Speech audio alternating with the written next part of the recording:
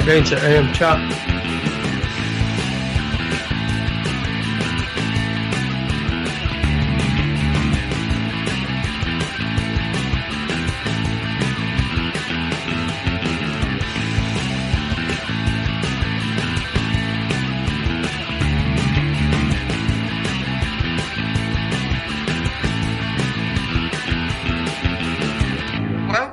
Raconteurs News.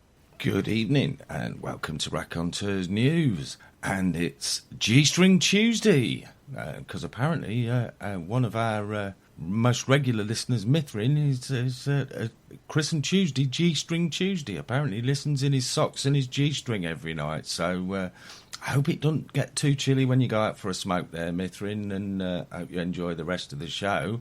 But this is the 100th edition of Raconteurs News. Can you believe it? We only started. And they said it wouldn't last. Sorry, Jason.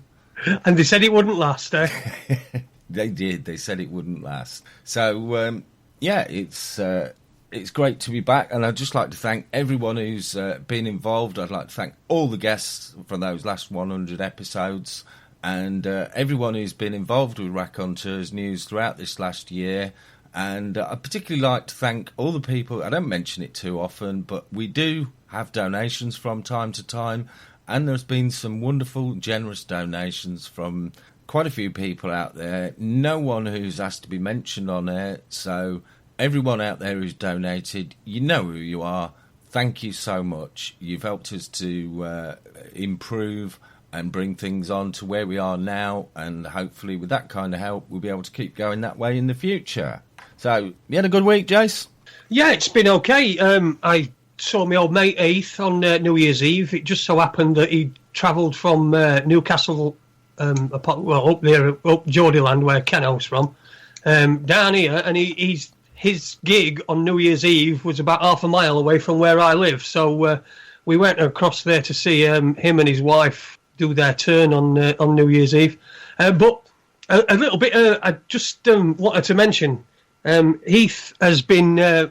people have been asking when his next record's going to come out. Now, his organ, his keyboard, whatever it is, it's knackered.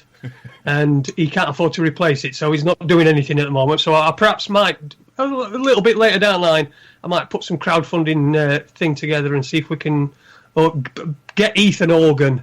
Get Heath's organ. Get him a new organ or get his organ fixed. One way or other. But I just thought I'd bring that up. Happy New Year to everybody. Yeah, well, Happy New Year, and I'm so sorry to hear about your organ, Heath. I hope it's been a better way soon, mate. We'll see what we can do to help you out there. But I suppose we better get along to the real business tonight. And tonight we've got a guest who has got a good take on an awful lot of things, and I've heard him on quite a few radio shows, and he's a man who's never shy about coming forward with his opinions. So I'd like to give a big warm Raconteurs welcome to Rob Halford. Good evening, Rob. Hey, Andy and Jason. Hey, Rob. How you doing, pal? All right. I was doing all right till you started talking about your mate's organ, and I nearly lost it. It's lucky the microphone wasn't live. I'm thinking, holy shit, man, what a way to start a show. Well, I'd like to appeal, let's just forget Heath's organ for the rest of this show. It's probably better. I'm trying. So, like, Rob, I know quite a few of our listeners have heard you numerous times before because we've had quite a few requests to get you on the show. But for those who haven't, can you give us a bit of an introduction of how you came to be involved in doing what you're doing? Well, I'm not sure what it is that I'm doing that you like, but I get involved in all sorts of activism because I get pissed off with people being drones and just sharing information like, oh, look, a meme, I better fucking share it, click, and no one checks anything. And you're sitting there and you're looking on Facebook, and this meme comes across your feed, and you look at it, it's obviously as legit as a £3 note, and you're sitting there looking at it, you think, how the fuck did you share this? And so I just, a lot of my activism is because I'm sick of people sharing crap, and the entire coverage of Syria is a gigantic psyop. It's a psychological operation and people are feeding it. They're not just sucking it up like in past wars. They're feeding this gigantic psyop, and there's all sorts of crazy information coming across the media, and I'm not surprised most people can't sort the wheat from the chaff. You know, it's just they've put so much bullshit out there. It's almost a full-time job separating the information to see what's legit and what's not. And I don't know if you saw that post of mine a couple of weeks ago where I caught a fake spreading all sorts of bullshit stories. So I posted his profile, some of his photographs, some of his claims, and then where he got it from. And you know, it was, I don't know, I did about 12 posts in a row on this thread to show exactly what sort of length I go to look at information that I feel's dubious. And people get all bent out of shape when you show them that a lot of this information's not genuine. Yeah, that's ego, though, that, isn't it, Rob? Do you think that this is a phenomenon that is down to people actually purposely spreading disinformation, or do you think there's also an element of the nouveau truther, if you for want of a better phrase, you know, the new truther who comes along and suddenly everything, you know, it's all there, and they just seem to want to share everything? An element of it is definitely a program. As I said, it's a psyop, and then you do get the truthers, but a lot of people just want to appear to know stuff. So, you know, they just put their oar in the water, and next thing you know, they're the fucking Oxford rowing team. Oh, look at me, I know all about Syria. You know, oh yeah, where is it? Oh, you know, you ask people basic stuff about things, they don't know anything. Like, for example, there's this meme going around, this is genuine refugees, and it shows you, it looks like either Ethiopians or Somalis, and they're like walking fucking matchsticks, and then they say, and these are Syrians. And so the implication is that Syrians aren't genuine refugees. And it's a case of like, okay, when this crap started in Syria, they had the highest standard of living in the Middle East. And, you know, like the West, people have got laptops and fucking new shoes and phones and stuff. So when it's time to flee, what are they meant to do? Get rid of it all and chuck on a galabeer and go, oh, look at me, I'm a poor Arab. See, and this is the thing. A lot of this is based in bigotry. If they did come to the West in a galabeer and old sandals, they'd say, oh, look at this guy. Where's all his stuff? I bet she's left it at home. So they come in, they're just their normal clothes, and it's like, oh, look at this guy. He's dressed up to the T's. He's better dressed than people in London. So, you know, if they go left, it's death by hanging. If they go right, it's death by shooting. And it's just a cover for a lot of people to be bigots. And, you know, it's something that's not popular, but as I keep saying to people, that the Anglo-Saxon Empire itself is the cause of most of this problem, and Anglo-Saxons feel themselves to be far superior. Well, I've got news for you. Go out into the world and you'll find that Anglo-Saxons are not superior, except they're very fucking good at empire building. And example for you. Have you guys seen, you might have seen it years ago, do you remember that mini-series Shogun with Richard Chamberlain? I never saw it. Vaguely. Oh, okay. Well, it was like a 5-parter, and each night was 3 hours long. And it's based on the true story of this guy called William Adams, who was a pilot on a Dutch ship that ended up almost wrecked in Japan. They were the first that weren't Portuguese or Spanish to get to Japan. And they come ashore, and the comparison between the Japanese and the European is quite interesting, because the Japanese are bathing at least once a day, and manners is important, this is important. And then over here, the Europeans, you know, there's one scene there where they go, oh, you look at you, you stink. And this, you know, it's all in Japanese. The Japanese parts are all spoken in Japanese, and it's basically, oh, you stink, you got to have a bath. And he's going, no, I'll get sick. Because remember, back in the 1600s, Europeans thought bathing will make you sick. So he didn't want to have a bath. They actually had to use karate to physically subdue him to get his gear off. And he jumps in the bath, and then he's like, oh, hey, this is a bit of all right. And he's got some woman fucking scrubbing his back, and he's not complaining now.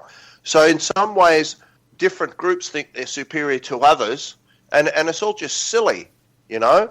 And, you know, I use the term Anglo-Saxon Empire, and people get upset, which doesn't deter me even one fucking iota, but the reason I use that term is because the so-called British Empire has changed.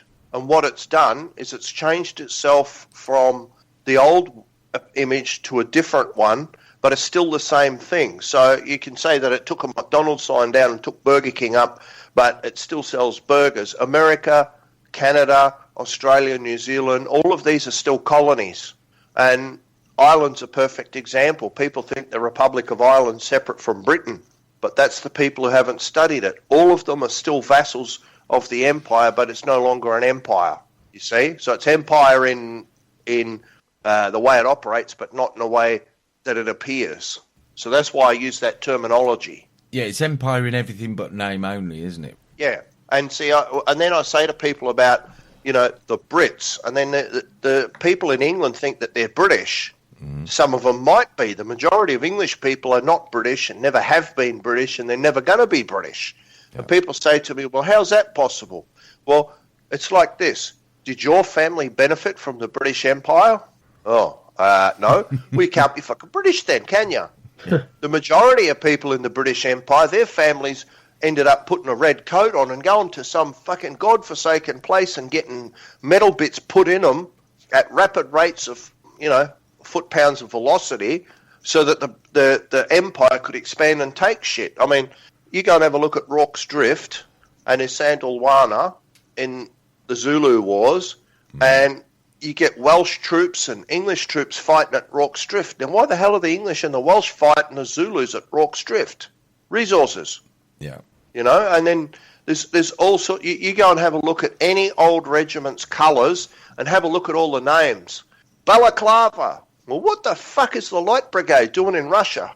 They're fighting over trade. All of the wars of England, then Great Britain, then United Kingdom from the 1600s on are trade wars.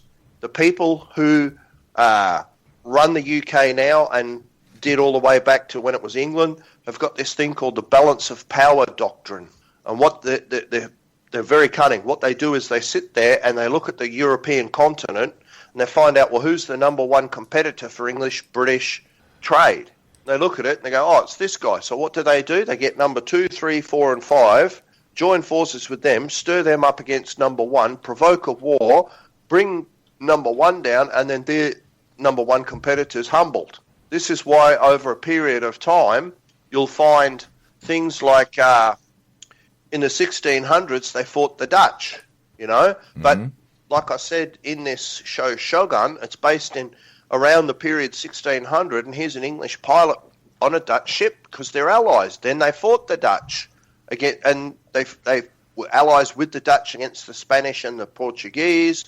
And there's another scene where the English pilot's talking to a Portuguese pilot, and he's talking about, Portugal and England have been allies for centuries, and he goes, but we're not now. And so if you look at the history, they're friends with this guy, then they're not friends with this guy. Then they're friends with this guy, then they're not friends with this guy. And it's, if you go to, like, say, the middle 1700s, you'll find that the English and the Prussians are fighting the French. You go forward 50 years, 60 years to Waterloo, and there's Wellington sitting there in a defensive position in a delaying action. The Battle of Waterloo was a delaying action. The entire day was one huge delaying action because he's waiting for the Prussians to arrive on Napoleon's right flank. As soon as he sees them approaching, bang, he gives the order, the army will advance. So now they're with the Prussians against the French, but they're fighting the Prussians 50, 60 years before. Right, that's 1815. 1854, they're with the French again. This time they're fighting the Russians. Then 1914, they're with the Russians fighting the Germans. Mm-hmm. So it's all about trade, and there is a large element of Syria is about the money. Like as Jason was saying about this bloody gas pipeline, and that's got multiple layers to it as well. It's not just about getting gas into Europe, but as a lot of the listeners are probably aware, the Russians have a gas pipeline to Western Europe that goes through Ukraine. Of course, it's not functioning to get gas to Western Europe anymore because the United Snakes, which is still part of the Anglo-Saxon Empire, has managed to put a fascist regime into the Ukraine, so the Russian pipeline is stopped. So, hey, there's a market up there, let's get our gas. So there's all sorts of things happening here. What do you think Russia's role in this is? Well, a lot of people are losing their heads on the media, like social media, and they're proclaiming Putin as a savior. Now, I think very highly of Vladimir Putin, and I like the Russians as a group of people. I always have my whole life. And, being of a Nordic background, I've got blood ties to the Russians. The very name Russia is based on a name they had for, you shouldn't really call them Vikings because they were traders, but when the Norsemen used to sail the rivers, the name they had for that is where Russia came from. So we're tied to them, and they're a good group of people. But Putin is the leader of a nation in a different bloc than the Anglo-Saxon Empire in this New World Order. The New World Order is not coming, it's here. It's been here for centuries. But I always try and equate this to a political party. Like, say, for example, the Labor Party. In Australia, the Labor Party, the left wing and the right wing are always fighting each other to control the Labor Party. So the left wing of the Labor Party views the right wing of the Labor Party as a bigger enemy than they do the Liberal Party, which is the equivalent of your Conservatives. Mm-hmm. Why? Because they're a competitor to run the party. So what you're seeing is there's 4 different blocks within the New World Order, and they're all competitors to run the New World Order. At the moment, it appears to be the Anglo-Saxon Empire, but their days are numbered, and the faction that the Russians and the Chinese are in is on the way up, So Putin is attempting to not just aid his ally, because Bashar al-Assad, as the leader of Syria, has asked them under a common defence treaty to help. And that's completely legitimate under international law. So he's in there helping his ally, but he's also attempting to stop quite a few things. The loss of an ally, more American bases to his south, this gas pipeline, if he can stop that, that's a bonus. And I suppose you guys have seen the video of General Wesley Clark talking about 7 nations in 5 years. Yeah, you seen that video? That yeah. So there's a lot of things are happening simultaneously, but Putin is not a savior. He's just out looking out for the interests of his country and that bloc. Mm-hmm. So, I think that people who live in this bloc are so sick of the way that this bloc is being run that they're looking for anything to be able to run to. They are, but the problem is they're always looking for an external savior. It's Putin, it's Jesus, it's Obama. Mm-hmm. It's none. If you want the answers, you need to start using some spiritual technique and look inside, because all the answers are available to you if you know how to go about stuff. There is no external savior. And the reason that this is because in European history, the church was always an external authority. You guys probably remember in the Dark Ages, everyone was fucking illiterate. You couldn't read anything. And they said, Jason, can you sign this document? And what did Jason do? He just went X. Mm. That was the best he could do. If somebody put a legal document on him, what would he do? He'd go and see the priest or someone and get them to read the document. So the church was always the authority, and that was beneficial to them, that you saw them as an external authority. They didn't want to empower us, And it's quite ironic, talking about Shogun before, because the European system is quite. It's so similar to others. It's just, and it wasn't plagiarized because they had no contact with them. And it's like in Shogun, in the Japanese history, they had the emperor and the shogun. The emperor was the theoretical head, and the shogun was military commander.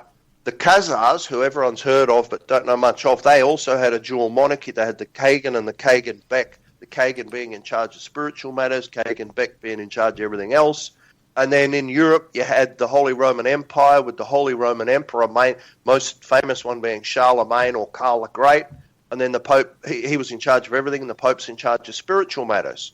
So they were content to have you see them as the external authority. Pardon?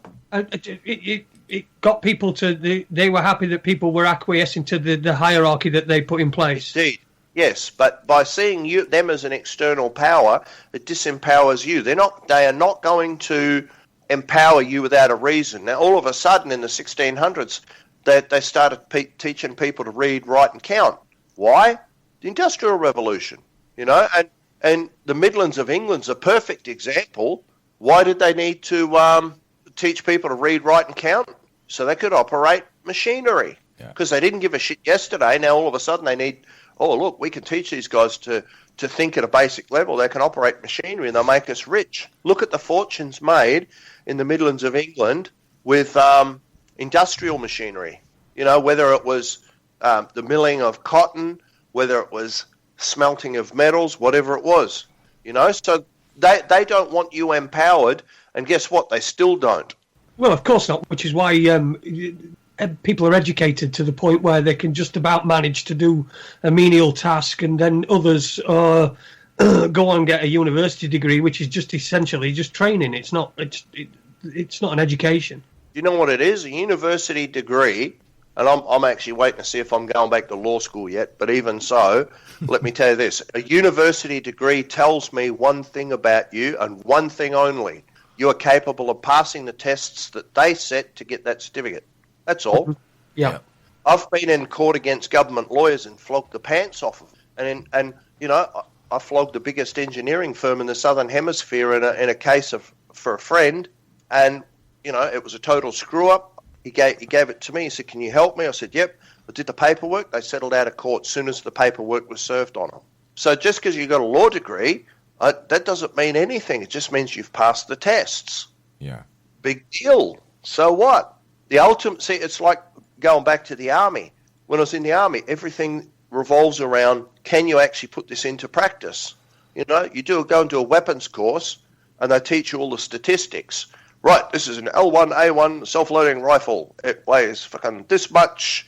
The muzzle velocity is this much. There's 20 rounds in the magazine, and no. Right, so you learn all that. Then you learn how to drill with it. Then you learn the stages of weapons readiness. It doesn't matter how well you do it. Every single bit, if you can't fire it effectively on the range, you fail. And that's the difference between an actual proper training thing and this university stuff. Because the job of a university is just to turn out graduates. They don't have to get you a job. You don't actually have to be competent, because there's more training that goes on, like, with a law graduate. Once you get your degree, you go off to a law firm, they continue to train you. So just because someone's got a degree, it doesn't mean they're a sniper. In actual fact, it might mean they've seen a rifle once in a lecture, And so people look at these things where, but this guy's a doctor. Oh, that must be very nice for him. So what's your point? Oh, he knows about medicine. Well, fucking hang on a second. Just because he's a doctor, that doesn't mean he knows about medicine. See, this is the way they disempower us and make you assume because this guy's got qualifications, he's better than you. My doctor's honest. I don't know what happened, but he's honest about it. If I say to him, well, what about this? He'll just tell me straight up. Oh, well, I don't know about those things. They don't teach us that. He'll just tell me straight to my face. I'm like, okay. But, it's just we accept people with qualifications as being an authority on something when a lot of the time they don't know that much about the whole field because they are taught to concentrate on certain things. And we see this so much with this bloody Syrian war, all of the information coming out. I can sit and talk to a friend and say, listen, it's this and this and this and this. Nah, bullshit. It's not that at all. It's this. Oh, why do you say that? Oh, I saw it on TV last night, the news reporter. So we've got this funny thing happening where you might know someone, you've known them for years, they trust you, but because some guy on TV said up is now down, when you tell them up is up, they don't want to believe you, And, all of these psyops are driven by a plan, and the psychologists and psychiatrists, they know how to manipulate you like you wouldn't believe. You guys ever heard of Edward Bernays? Oh, yes. Yes, Edward Bernays, yeah. Yeah, well, he's the nephew of, he's the nephew of bloody, what's his face? Sigmund Alistair Freud. Crowley. Sorry? Was it Alistair Crowley? Sigmund Freud. No, he's the nephew Freud. of Sigmund Freud. So Edward Bernays is the father of modern advertising. He's the guy that invented subliminal advertising. His father's the inventor of psychiatry, and he's the inventor of advertising. Can you see the correlation here? Yeah. And one of the experiments that was done by this guy is drink Coke, drink Coke, drink Coke, being 1 in 3 frames or 1 in 5 frames in one cinema, and then in a different, in one theatre within a cinema, and then another one they didn't do it, and they watched it. These guys coming out went through the floor drinking Coke, and these guys didn't do anything. So they've experimented with it. And, I mean, the Australian Army's got its own psychology corps. You know, the British Army have got one. What do you think these guys do? I'll give you a clue. They don't spend their day playing tiddlywinks. But this is it's all driven to manipulate people's minds. And this idea that about authority, from my dealings with the authorities, on a good day, they're incompetent. Most of them haven't got a clue. And the reason being is because they don't, what people call the powers that be or the elites, they don't go and pick rocket scientists to run the show for them. Why? Because rocket scientists have got high IQ and generally sit there and go, oh, hang on a second, but if we do it this way, and they're too much of a problem to manage. So what do? You just get a guy with an average IQ or a little bit above average, but not enough to question and think up stuff, and you get him to run it. So the people running it, like it's like the government in Western Australia. As I put this post up the other day, and I said, look, if you got the government of Western Australia and put them in charge of the Sahara Desert, I'll tell you what will happen. Inside 6 months, there'll be a sand shortage. Nobody will know where the sand went. They'd pass a law to make possession of sand a criminal offence.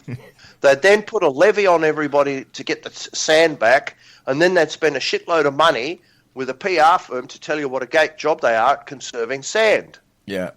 And Western Australia is almost the size of Europe. Yeah. Right? Everything's in the state. Every mineral and everything. You can grow everything from rice and bananas and coconuts way up in the north, up the Kununurra, like it's tropical. Down south is all of the traditional grains and stuff. Everything grows. Cattle, sheep, the whole lot, fishing, natural gas and oil offshore, everything.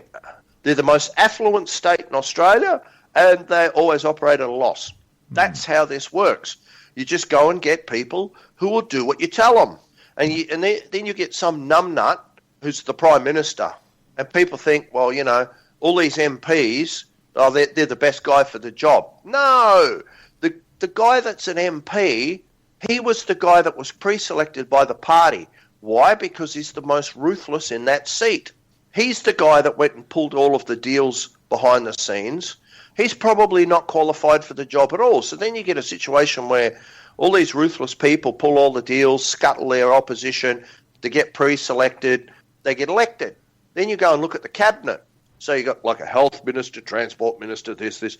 What do you got? Lawyer, banker, banker.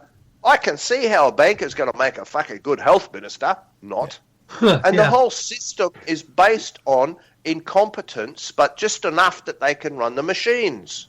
Well, and also, Rob, I mean, that's even more effectively demonstrated by the fact that if they're in office for longer than 5 minutes, they have a bloody cabinet reshuffle just to make doubly sure that nobody gets a grip on what they're supposed to be doing. See, one of the things in this Shogun that they don't state it, but you watch it. They got this guy in there called Lord Toranaga, who's actually he's meant to be Tokugawa Ieyasu, who became shogun, and the Tokugawa shogunate went for hundreds of years. And you watch him. He plays all of his subordinates off of each other, and they all spend their time in feuds and everything. And what are they not doing? They're not uniting against him. Classic manipulation. Indeed. And that's the way so-called leaders do it. Because if people work together, there's always a chance that they'll take power. Now, have you guys seen Star Wars Episode 3, Revenge of the Sith? No. Okay. Well, there's a scene in there where Chancellor Palpatine, who's later on becomes the Emperor, he's talking to Anakin Skywalker. And he says to him, listen, once someone gains power, their focus shifts to remaining in power. So this is what happens. They start manipulating everyone so that they don't become a threat to them. Yeah. You know? Andy becomes too good at his job, we'll have a fucking cabinet reshuffle. So Andy was the health minister yesterday. What are we going to make him this week? We'll make him a fucking transport minister. Boom. There you go. But in Canberra, there's a joke. And it's not a joke. Or if it is, it's a joke on the people here. The civil servants, they say, governments come and go, but we stay. And there's your problem.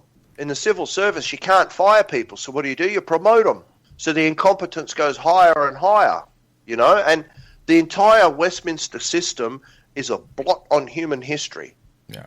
It's a fucking blot. Unless you realise, people say, oh, the system's broken. No, you're a fucking idiot. And I say things like that to people because it gets their attention. Because if you insult someone, they go, what? Now I know you're listening. The Westminster system's not broken. It's working perfectly. It's just not working for us. It's not designed for us. It's designed for the elites.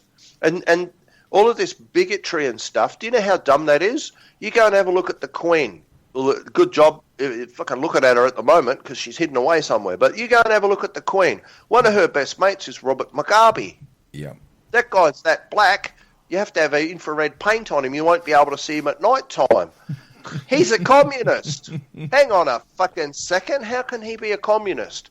Aren't the communists against the bourgeoisie and the elites? Oh, maybe they're not. All of the elites are working together. They're not worried about, oh, well, he's a Catholic and she's a Protestant.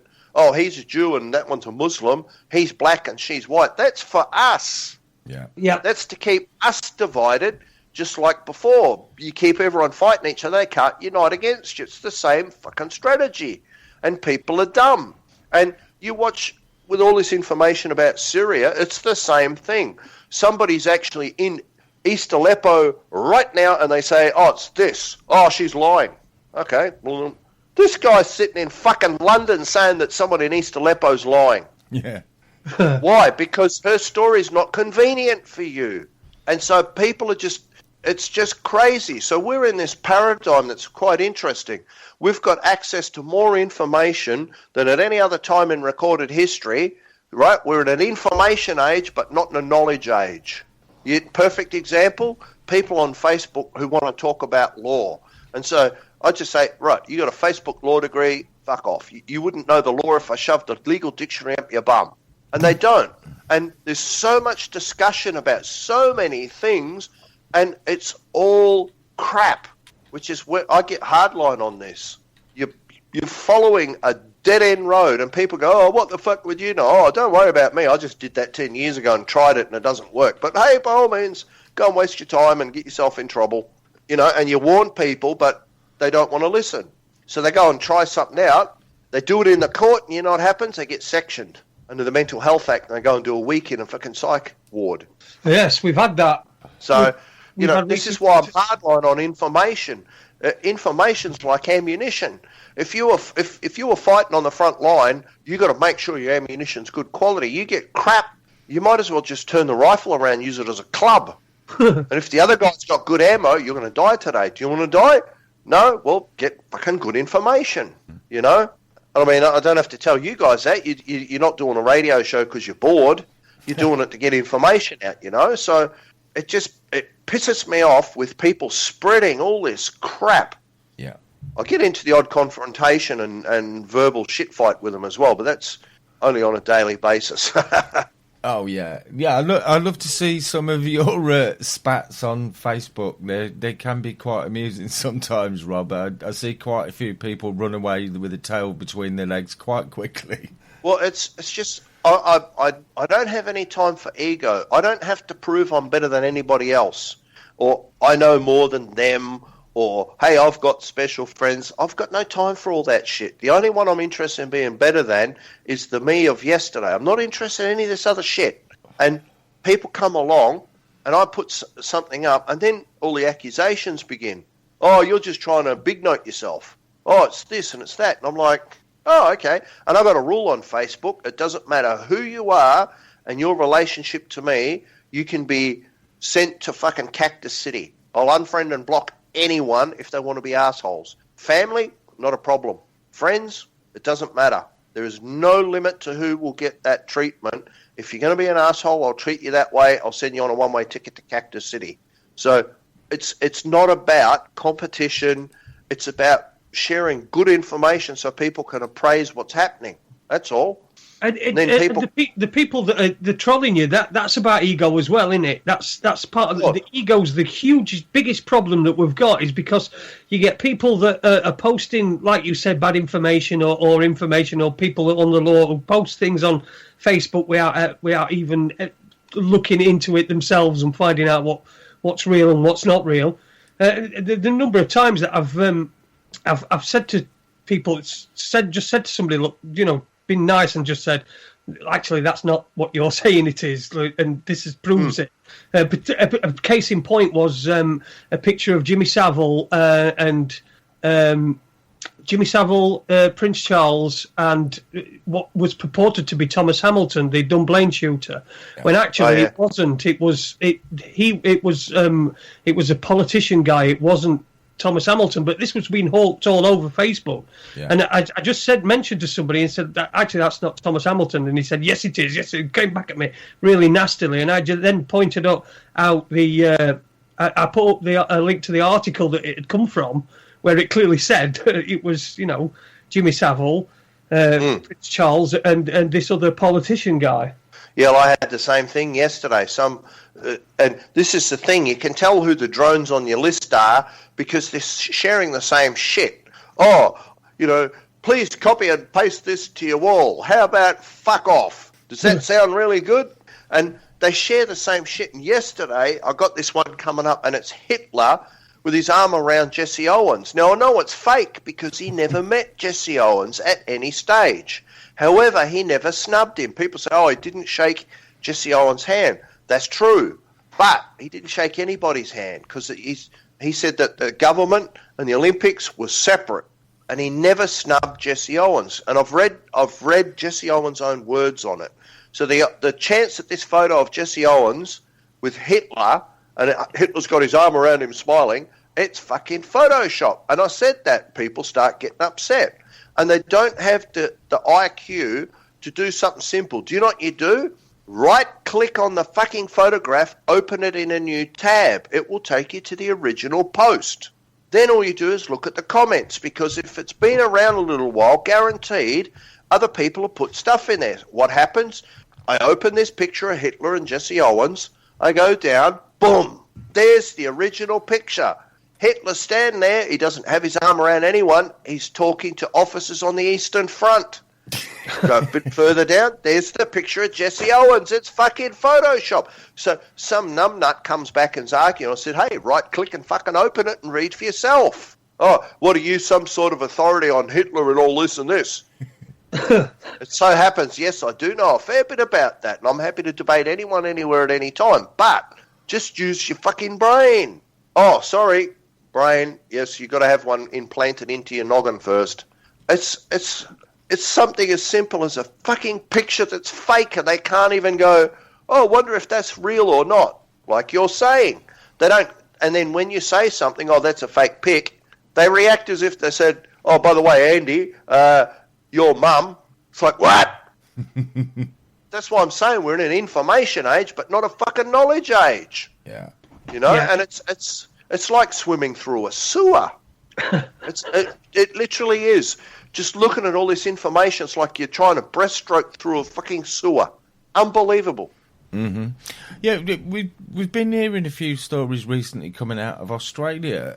One that I've heard about, and Mithrin in the chat room would like to ask what you know about it, Rob.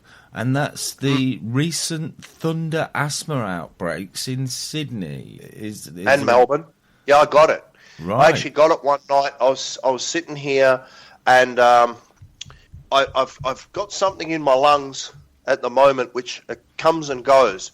When it's going to get me, I can feel it irritating in the bronchi in the upper airways, and you can feel this irritant. But I hadn't had any trouble. Normally, I don't get the flu, I don't get colds, I don't get anything. Somehow I've got the flu twice in a couple of months this winter, and I was sitting here this night, and this thunderstorm asthma, never heard of it before in my life. The humidity was very high. It had been a warm day. A storm came in, completely overcast.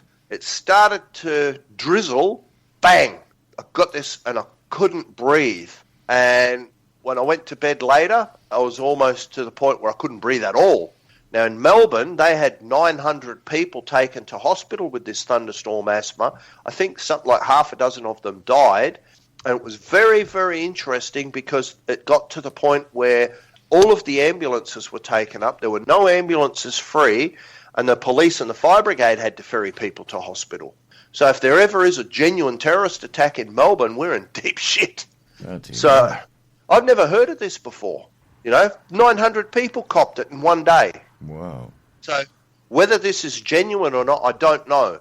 I doubt it because things don't just go, "Hi, I'm Thunderstorm Asthma, I'm here to fuck your day up." It's like SARS and Ebola and all these other things that just pop up out of nowhere and start smacking people. Well, hang on, where'd that come from?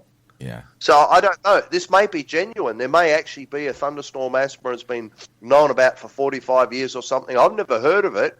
And for me to get it is very, very out there. I mean, I lived in a house in Melbourne with my mate, and him and his missus got pneumonia, and his two daughters had the flu very badly, and I didn't get anything because I don't get viruses, and I don't get colds and flus, and I don't get sick, Mm-hmm. And so, it was happening. I don't know about Sydney because I try and avoid Sydney. The best thing about Sydney is I'm not in it. But although they got better weather than Melbourne. But it did happen. I just don't know what it's about. Right. Okay. So anything more than that would really be speculation. So yeah. Yes. We've got a bit of a strange question for you here, Rob. But I suppose you must be used to them. He's from Patrick over in Ireland. He says, "Can you ask Rob if he's caught that sheep yet? Tell him love from me. Ha ha, Patrick." I think he's had the sheep for a while by now with a question like that, and I'm not interested in going there. But that's okay. Oh, it's all right. And by the way, Patrick, I think you need to brush up on your fucking geography because we've got these two islands off the coast called New Zealand, North Island and South Island. That's where the sheep are at. Over here, we don't need that because we got women. Ah, brilliant. Sheila's. But that's okay. That's okay. So, by the way, everybody, if you're invited over to Patrick's place for roast lamb, I wouldn't be fucking going because it's got special seasoning. But anyway. Oh, dear me. We've got a question here as well about Syria from Mithrin, and he says, do you know, does Syria still have a state central bank, Rob? As far as I'm aware, it's still the state-owned central bank, and it's not a Rothschild bank. As far as I'm aware. Now, it's an interesting question because it only took inside 6 months for Iraq to get a Rothschild central bank after the Americans invaded it. Yeah. So they don't fuck around, Mm-hmm. We come to your country and we'll bring you all the wonders, including fucking fiat currency. Iraq's actually a very interesting deal, because even while the Republican Guard was still defending Baghdad, the Americans are fighting them in Baghdad. Do you realise they had an A-team, a Special Forces A-team, going through the museums looking for something, even while the city's still being fought over? And that's who looted the museums and who was smashing all of the artefacts to hide what was stolen. Now, what the fuck could the US Army possibly be looking for in museums in Baghdad while they're fighting the Iraqi Republican Guard for control of the city? That's a very good question. I'd love to know the answer to that one, Rob. Yeah, I would too, because I don't know what the answer is. I don't know everything, but I'm working on it. And who knows? And you're not going to be able to find out easily because they smashed most of the stuff up so that you won't know what got stolen. And we've had that in Syria as well, haven't we? Similar things where museums and ceremonial places and places, great religious, they've just been smashed up and lots of things. So I wonder if they've been doing the same there. And again, what are they looking for? It's happened in Afghanistan, Iraq, and Syria. And what's the one common denominator? They're all Western pets. All of them doing it are Western pets. Now, ISIS or ISIL or Daesh or whatever you want to call these vermin, I call them Abner Dajjal, which is the sons of the Antichrist. Not that I believe in Abrahamic theology, but it pisses off these insect brains that follow these scum. Because if you call them Abner Dajjal, they get all angry, and I like that. So they didn't just pop up from nowhere. People say, they've existed this long. No, you're a fuckwit. Do you know what their old name was? Al-Qaeda in Iraq. And they had a name before that, which I don't recall what their original name was. I found Mujahideen. No, that's the guys in Iraq, in Afghanistan. And so the original founder of this Al-Qaeda in Iraq group was this guy called Abu Musab al-Zarqawi, meaning a guy from Zarqa in Jordan. When you find out his real name and you go and try and track him down, there's no evidence this guy ever existed. And, you know, people talk about Saddam wasn't a nice guy. I don't recall looking at the resume of people to be in charge, they had to be a nice guy. But here's a very simple question for anybody listening. Was Iraq in a better state with Saddam in place or now? Easy question. Yeah, it's pretty easy. You just got to take a look at any photograph of Baghdad, haven't you?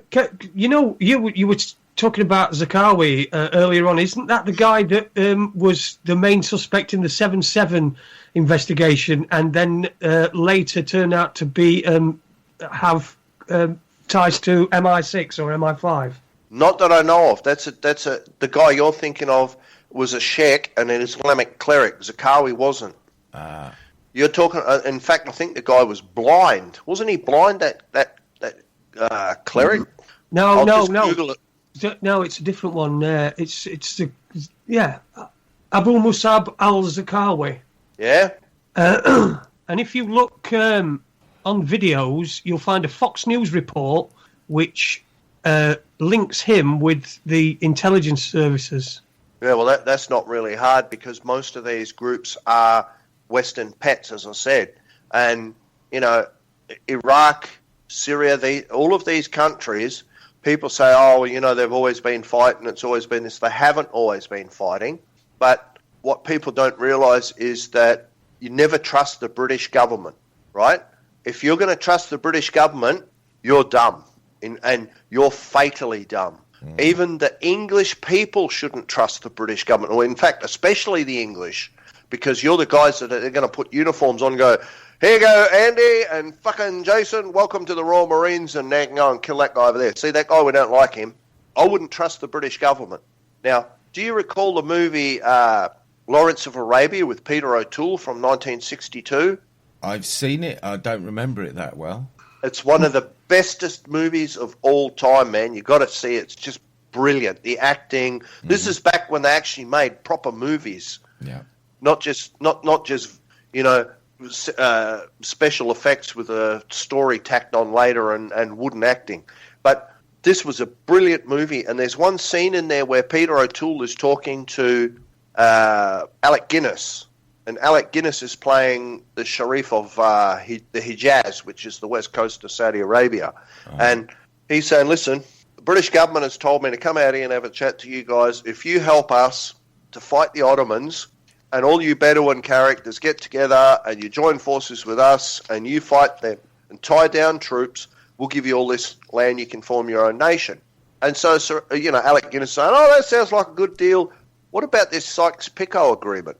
So Peter O'Toole, who's obviously playing Lawrence of Arabia, he's looking at him and goes, I don't know what you mean. He says, what about this Sykes-Picot agreement? We've heard about it. Britain and France have already agreed how to divide up the Middle East. Now, Lawrence of Arabia knew nothing about it. But when he got back to Egypt and he asked the question, he went down like a fucking Led Zeppelin. The Brits and the French had already done a deal. So Turkey, Iraq, Syria, Lebanon, Palestine, Jordan, Saudi Arabia, all of those countries are creations of the British and the French from the Sykes-Picot Agreement. They put the borders in. Now, Iraq is a very good example. You've got 14 different ethnic groups. You've got a majority in the south around Basra and the Gulf area of Shia. To the north, further, it's Sunni. You get up into around the area around Mount Sinjar and the Yazidis. You know, the northwest, they're Kurds. Now, Kurds have got a real good deal from the British and the French. The Kurds got split up. They're in Turkey, Syria, Iraq, Iran, and a little bit of them are in Armenia. Mm-hmm. So these borders just go, oh, hey, Jason, let's put this fucking border right there. Oh, that's a good plan. So no account was given to ethnic lines or anything else. So someone like Saddam is what you needed to be able to keep it together. Was he a nice guy? No. But guess what happens when you put nice guys in charge of places like this? It doesn't work. So, and this isn't the only example. You've got Northern Ireland, Republic of Ireland, North Korea, South Korea, West Germany, East Germany. They're all over the place. They just put these borders in What did they say in 1919 after the signing of the Treaty of Versailles? This guarantees another war. Do you think they didn't know that? Do you think maybe that's why they do these things? So it's just, you can't run these places and be a nice guy. And people have got they've got to get their head from up their ass. At that sort of a level, running a state, you can't be nice. You might be able to be nice running your own household and nice to your kids. When you get to that level, you cannot be nice.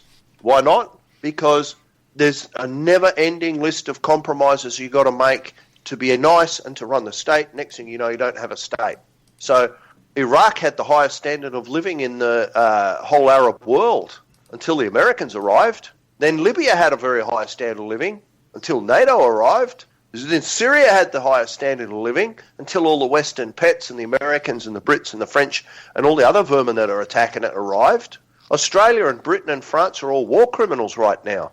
They're doing exactly what they hanged German generals for at Nuremberg. They're waging aggressive war, and war was not announced on Syria. No one declared war on them, but they're bombing Syrian soil. So it's a case of, like, anyone in the armed forces, you're a fucking idiot. When you did your training, you were told you're only obligated to follow a lawful command.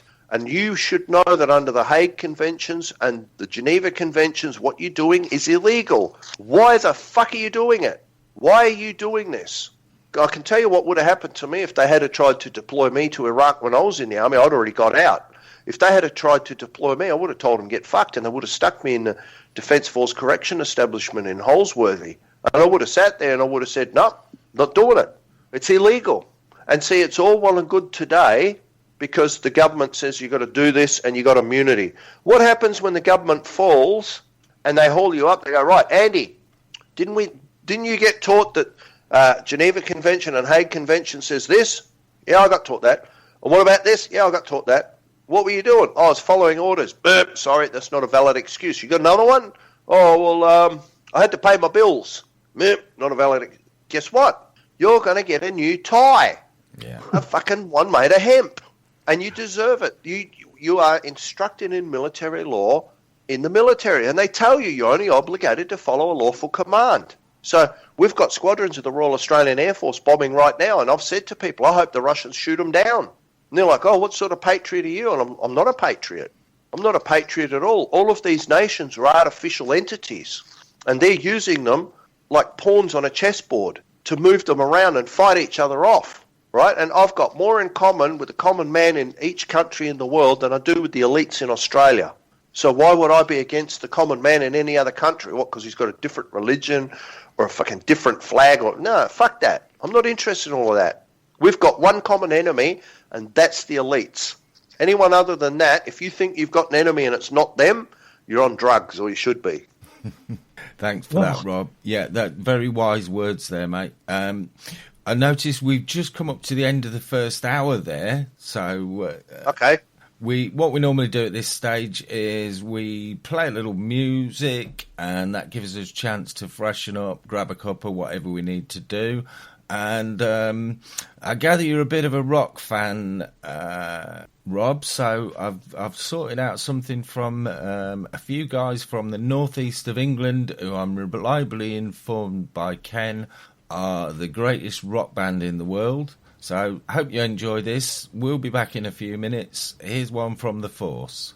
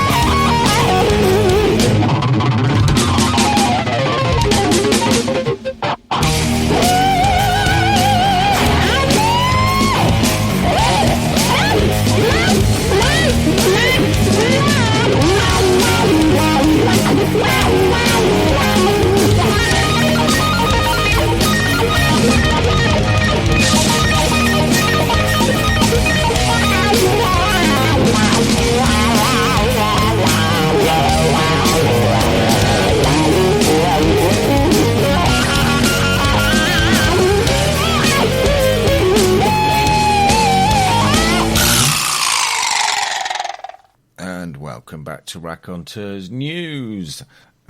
We've hope you enjoyed that break. Hopefully we've got Jason and Rob back with us now. Are you back, guys? No, I'm not back either. Oh, that's excellent. We got you both back then.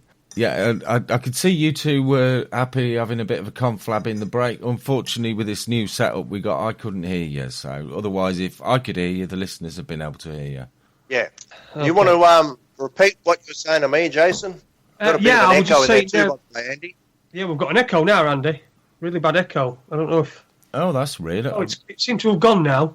All right. Well, I was just saying to Rob in the break. It was Haroon Rashida Swat that I was thinking of. Who, if you do a search on YouTube and put in London bombing suspect MI6 double agent, then that was the one I was thinking of, not Zakawi. So, my apologies for that. That's all right. I mean, and that's an interesting deal too, because that London tube bombing is very interesting story. Because what are the odds that an ex-MI5 operative running his own security firm would be authorised to run a drill in the tube at the very time that a terrorist attack that replicates the fucking drill going on happens at the same time, right? Then we have a look at the trains, and it's like, hang on a second. Look at the floor. The floor's imploded upwards. Yeah. Right? Now, when I was trained with explosive devices, I wasn't an engineer or anything. My explosives training is very minimal. Things like hand grenades and fucking M79 grenade launcher, M203, claymore mines, that sort of stuff. We were taught that an explosion follows the path of least resistance. It's basic physics, right? If you're carrying a backpack in the train and it explodes, the floor cannot implode upwards. That's not possible. The only way that can happen is if the explosion is underneath. And if it's underneath the carriage, well, obviously the guy didn't detonate that. And from what I can figure, what's actually happened, and this has happened in America many, many times, the intelligence agencies get hold of someone. Hey, Jason, can you help us out, man? Yeah, well, sure. What do you want? We got this drill we're going to do, and we need some people to play suspects who are not known to the intelligence services, so that they're not recognised, and we need someone who's willing to just carry this bag on and pretend to be a terrorist. Oh, okay, yeah, I can do that. Jason gets on the thing, drill goes live, he doesn't realise explosives are real, they're remote detonated, fucking bang, and Jason then becomes about 100 feet wide and 1 millimetre thick. And have you guys heard of Andrew Napolitano, the ex-judge on Fox News? Oh, yeah. Oh, he did a story. He was saying about all of these terrorists stopped by the FBI, and he said, well, there's a problem. And when he said it, there had been 17 terrorist attacks stopped by the FBI, and he said, there's a problem with it. All 17 were fake. It was the FBI getting people to do things and then busting them. Yeah. And I mean, Andrew Napolitano is not an idiot. You know, I've got a friend who's a lawyer in New Jersey, and she knows him. And she said he's very much like what you see on TV. He's just straight down the line. I thought, oh, great, my sort of guy. You tell it like it is. No bullshit. I'm up with that. So where's he getting this information from? Obviously, he's got sources. He's an ex-judge of a superior court in New Jersey, you know. So this stuff is not uncommon. Every single terrorist attack in the United States, all of the people who have been involved in it have had contact with the FBI. That Boston bombing, the ones that were charged, and everyone thinks they did it. Yeah. I think they were Chechens, weren't they? Well, those two brothers, they've been in contact with the FBI for 5 years. I believe so. That was the Sarnaev brothers, wasn't it? I don't remember their name, but, you know, the intelligence organisations cultivate sources and terrorists and all sorts of stuff. Most of the time, I mean, I can go back to my army training. In Australia, the budget ends on June 30. The new budget comes in on July 1. Mm-hmm. Guess what happens around the end of May, early June? The quartermaster sits down, he goes, holy shit, man, look at all this fucking ammo and fuel we got left. Well, if your unit doesn't use all its ammo and fuel by June 30, guess what happens on July 1? You get less. Budget cut, yeah. So guess what happens in June? Unscheduled training. So we go out and burn the fuel off and fire all the ammo off. Why do I mention that? Because that's how government works. Mm. You have to justify the existence and the budget. How does the FBI do that? Oh, they go and find all these terrorists. The fact that they planted the seed of the plant that they're cultivating for you, don't worry about that. That's inconvenient. It's a huge psyop. And so people are scared shitless of terrorists. You know, I just saw something in the... a friend of mine posted some information about this terrorist attack in Turkey. And he was saying that the odds of getting killed by a terrorist, even in Turkey, are some stupid number. Actually, I'll see if I can find that post. That'd be a smart thing to do, wouldn't it? And he compared the number to the amount of people who get killed just driving. I'm going to try and fucking remember his name while I'm talking to you guys at the same time. Well, while you're looking for that, Rob, we've got an interesting post in the chat room from Mithrin. He's posted this before when we've been talking about this subject, but he says, my mate is the Director of Safety for Transport for London. And when the SAS want to practice attacking a train, my mate gets them the train and an abandoned station. Strange that he didn't know anything about this particular drill, though. Yeah, and whatever you do, if you're in the military and they say, oh, we're looking for people to play terrorists when the SAS are doing this, don't fucking volunteer. No. Because I'm telling you, the Australian Special Air Service Regiment are full on. I had a friend volunteer to do training with them, and he was playing a hostage, and he saw a hostage get his face smashed in with a rifle butt by a SAS guy who was playing terrorist, and I'm like, well, fucking don't mess with those guys, you know. But yeah, I'm not a big. There he is. Okay, now let's have a look at his wall. I'm not a big fan of doing any of this military training with people who are a little bit hardcore or extreme. No, that could be quite hazardous to your health, I'd imagine. But that is a very good point. How did his mate not hear about it? It's because of compartmentalisation. Mm-hmm. It's all on a need-to-know basis. You don't need to know. We don't want you to know. Yeah. And there's a high probability, and people don't believe this. If you look at the footage from September 11, remember when someone goes into the classroom, they tell George Bush, and he's there like, what? There's a high probability he didn't know that was going to occur, or he didn't know it was going to occur on that day. Because if you look at the look on his face, it's like, what? Rabbit in the headlights. Yeah. Yes. And I know everybody hates George Bush. I'm not on his fans list, but I'm not entirely sure that he knew that that was going to happen.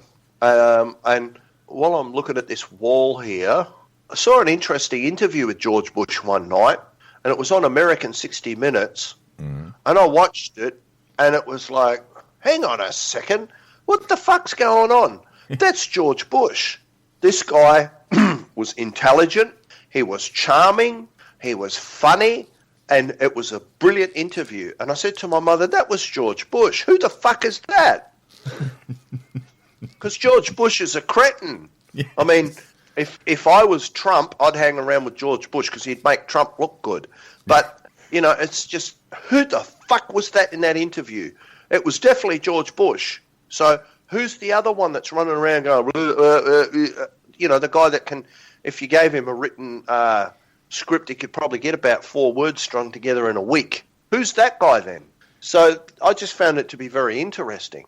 Well, there is a lot of suggestion that with the various different appearances of various world leaders, that there's some kind of cloning technology being used.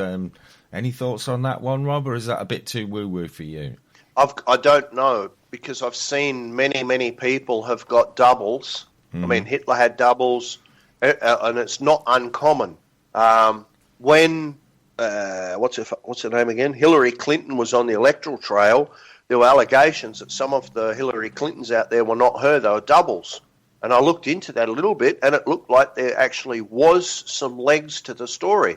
So it might not be cloning, it might be doubles going up there. But the thing is, generally what happens is technology that comes out into the public view is a long way behind what's actually available to the military. Oh, yeah. So they can clone a sheep. So I would be of the opinion if they can clone a sheep, they've probably been doing this for a long time. One thing I have noticed is when someone's elected, have a look at them. And I've noticed this in the United States, UK and Australia. You have a look. Go and look at them, what they look like before they're elected, and then look at them while they're actually in the position. Doesn't matter if president, prime minister, whatever. Mm-hmm. They age rapidly. Yeah. All of them. And someone said to me, that's a sign of a clone. And I'm like, well, it's possible. I found this post. Check this out. This is my friend David. And he's an American. He's a good bloke. He's lived in Turkey many times. He says there are currently a little over 80 million people living in Turkey. 299 of them were killed by terrorists in 2016 and New Year's Day of 2017. 4,000, give or take, are killed in car accidents in Turkey each year on average. That means if you live in Turkey for 1 year and a day, at the rate things are going, you've got a 1 chance in 20,000 of dying in a car accident and a 1 chance in 267,558 of dying in a terrorist attack. That's far less than your chances of being murdered in a given year living in the US, which is 1 chance in 33,333. You are 13 times more likely to be killed by traffic in Turkey than by terrorists. And he says that's why he's going back to Istanbul. Terrorism doesn't frighten me. Turkish drivers, on the other hand, maybe. Yeah. So, and a lot of Westerners, when you got contact with Middle Eastern people, and I've got a lot of contact with Middle Eastern people, and you actually find out what their nature is and that, you find that they're very different than what the media portrays, and it's not a problem being around Middle Eastern people all the time. Yeah. Especially with food they got. Oh, fuck, man. Middle Eastern food, sign me up for that shit. Oh, I'm not commenting on Middle Eastern women because I could incriminate myself here, so no. But yeah, so I've spent some time in the Middle East. I've spent some time in the Middle East, and they really are the most hospitable people. They'll do anything for you, and I found them to be incredibly, without exception, really. Have you ever heard this saying? He'd take the shirt off his back and give it to you. I actually had a Turkish guy do that. I said, hey, that's not a bad shirt, man. He goes, it's yours, and he fucking took it off. Yeah. I'm like, no. He goes, no, it's my honour to give you the shirt. I'm like, fuck, I'll keep my mouth shut now. Hey, I like your fucking pants. But, you know, it's just that they are like that. And this was a Turkish guy I know back in Perth. And I like Middle Eastern people. Where'd you go, Jason? Well, I spent some time in Dubai in the early 90s, right just after the first Gulf War. I was there just after that. Spent some time there. I also spent some time in Oman and also in Qatar. Oh, okay. Oman would be an interesting place. Oman is a very interesting place. Yeah. I'm a big fan of the Middle East in general, but here's a good question for you. Middle East, do you know what that really means? Where the term comes from? Well, I'm sure you're going to enlighten us. It's a British imperial term. What a surprise. Because it's halfway between 0 degrees longitude, which is Greenwich Observatory, and the Far East, which is Hong Kong and Macau. Go and get yourself a map, look at London, look at Hong Kong, look what's in the middle. Because the Middle East is actually Asia Minor. It's another British imperial term. Oh, that explains it. The Far East is gone now because the Chinese wouldn't renew the lease on Hong Kong and Macau, which, of course, the British government screwed out of them in the Boxer Rebellion, which apparently was a great victory. Unless you speak Chinese and you're Chinese, I don't think it would be a great fucking victory. Yeah, but, Macau. That Macau was Portuguese colony, wasn't it? Is that back to China now, Rob? Everything's back to China. Right. Okay. Which, in my opinion, is the right way. It's Chinese land, Chinese people, and you know, it's interesting. You come up with things like, the government actually create terrorists and all this, and people freak out. The government run drugs, they freak out. Well, hang on a second. Do you know the only reason the British Crown didn't go bankrupt in the 1700s and the 1800s was the Opium Wars? You know, the British government was shipping opium on ships owned by the Sassoon family to China. That's why the British invaded Afghanistan. They got their asses kicked and they had to withdraw, so they had to rely on northern India to grow the opium. And they shipped that around the corner to the Chinese. They had something like 25 to 33% of the entire population hooked on opium because the Chinese wouldn't give trade concessions. See, the fucking trade again. See, remember I mentioned the balance of power doctrine at the beginning? It's trade again. So you get these funny little statistics pop up. When the Americans put their train lines through from the East Coast to the West Coast, a lot of the labourers were coolies, Chinese labourers. So by the time they got to California, there was a lot of Chinese in San Francisco. They had the largest population of opium users in San Francisco outside of China. Why they were using opium? Because they were hooked on it from being in China. And the Chinese rebelled against this. The event known as the Boxer Rebellion came. The European powers kicked their ass. This is where the Brits forced concession on Hong Kong out of them. And to be honest, one of the best things ever to happen was to see the Union Jack going down the flag in Hong Kong and being returned to China. Now, I'm not a big fan of communists, but I don't like these imperial dirtbags running around the place shedding our blood to take other people's lives so that they can just... And by the way, they don't take the cream. They take the cream and the milk and they let us fight over the fucking milk bottle. Yeah. And if you're really lucky, once you smash so long the milk ago. bottle... Yeah, I know. If you're really lucky, once you smash the milk bottle, you might get to lick some fucking milk off the inside of the bottle. So why would I shed my blood... Or why would I risk my blood and skin to shoot some poor bastard who's defending his country so that the elites can take the whole fucking lot? You know, I'm not up for that. And that's what these people have been doing. And now in Australia, we're getting all this propaganda about the Chinese. It's actually quite interesting because in the public, the government are frightening us about China. Now, you guys have probably heard about the White Australia policy, haven't you? Back from 1900. Yeah. Oh, yeah. Well, that was to keep the Chinese out. Oh, my God, it's the yellow peril. They're fucking coming. There's millions of them, you know. And that's the sort of idea that the Australian government are giving us. Oh, my God, the Chinese, they're being aggressive. They're building islands in the Spratlys.